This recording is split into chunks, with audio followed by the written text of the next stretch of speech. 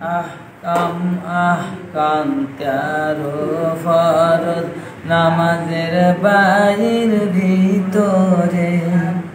শরীর কাপড় জায়গা পাকার সাতুর ঢাকা সাইয়ে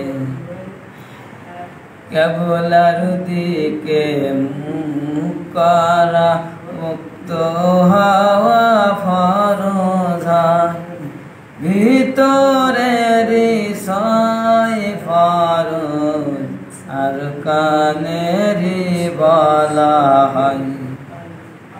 তাকবীর তাহরিমা বলে নামাজ শুরু করিব খাড়া হয়ে কুরআন শরীফের কোন সূরা পড়িব রুকু করা সিজদা করা শেষ বৈঠক ফরজ ভিতরে রিসাই ফরজ আর কানেরি বলা হয় তাকবীর তাহরিমা বেদে নামাজ শুরু করিব